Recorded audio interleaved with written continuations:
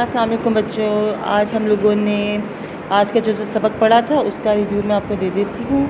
सबसे पहले आपने ऊपर तारीख़ और दिन लिखना है। उसके बाद हमने मुज़क्किर मुअन्नस की जो है तारीफ़ जानी थी। मुज़क्किर ऐसे लोगों को कहते हैं जो मर्द हों या लड़के हों। तमाम ऐसे अफराद जो मर्द या लड़के हों उन्हें मुज़क्किर कहते हैं, और तमाम ऐसे अफराद जो लड़कियां हों या औरतें हों उन्हें मुअन्नस कहते हैं। इसी तरह रिश्तेदारों में जो मर्द रिश्तेदार होते हैं उन्हें मुज़क्किर कहते हैं, और जो औरतें रिश्तेदार होती हैं उनको मुअन्नस कहते हैं।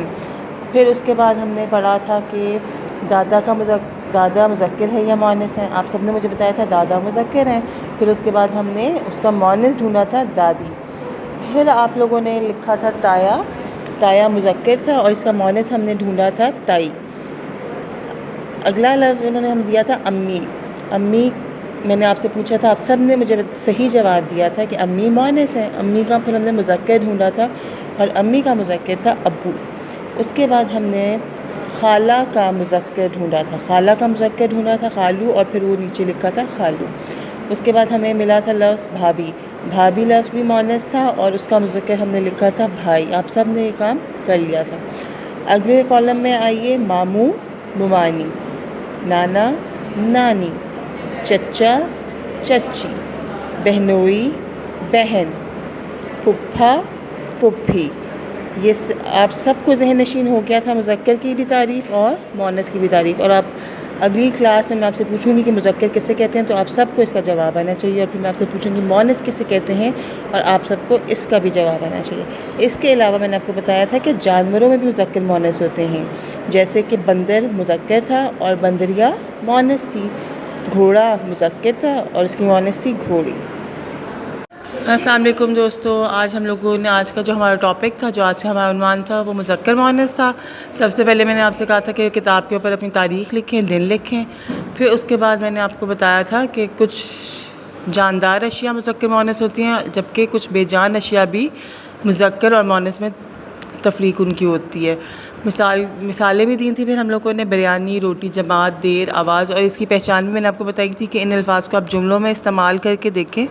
जिस जुमले के आखिर में आया या मेरी या मेरा आता है तो उससे आपको पता चल जाएगा कि ये लफ्ज़ मुज़क्किर है या मुअन्नस। जैसे मैंने बिरयानी खाया बिल्कुल भी नहीं हो सकता मैंने बिरयानी खाई, तो इसका मतलब है बिरयानी लफ्ज़ जो है वो मुअन्नस है। उसके बाद हमने दूसरा काम किया था कि नीचे दिए गए जुमलों को पढ़ा था, अच्छी तरह से पढ़ाई की थी, और फिर जो दुरुस्त जवाब हमें लग रहा था उसके दायरे में रंग भरा था, और फिर खाली जगह पर वो लफ्ज़ हमने लिखा था। पहला जुमला था, मेरे घर के पास स्कूल था या थी। मैंने बिरयानी खाया या खाई। मैंने कीमा बनाया या बनाई। जमात बड़ी है या जमात बड़ा है। ये सब काम आपने आज अपनी क्लास में इस किताब के ऊपर कर लिया था। उसके बाद हमने दूसरा काम किया था, ये हमने समझा था कि ऐन, गैन, काफ, जीम, मीम जब मुख्तलिफ़ हरूफ के साथ मिलते हैं तो ये अपनी शक्ल तब्दील करके कैसे बन जाते हैं। हमने ये बताया था कि जब ऐन, गैन किसी लफ्ज़ के शुरू में आए तो ये अपनी शक्ल को आधा कर लेते हैं, लेकिन ये किसी लफ्ज़ के दरमियान में आए तो ये अपनी शक्ल बिल्कुल ही तब्दील कर लेते हैं। जैसे कि आपने फिर उसकी तहरीर भी करके देखा था।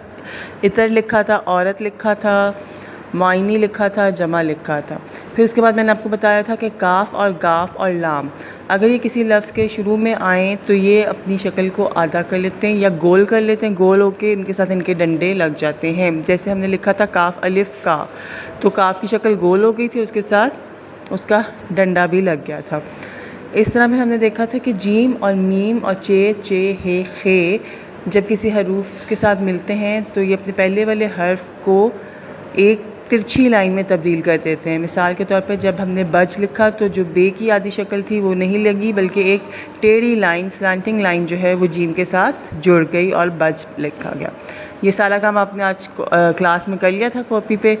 और फिर उसके बाद मैंने आपको बताया था कि ये काम आपने जब क्लास ख़त्म हो जाएगी तो आपने करना है अलिफ, वाव, छोटी ये और बड़ी ये को मिला के लग के साथ लफ्ज़ बनाने। लग, अलिफ लगाया लगा बन गया, वाव लगाया लगो बन गया, छोटी ये लगाया तो लगी और बड़ी ये लगाया तो लगे।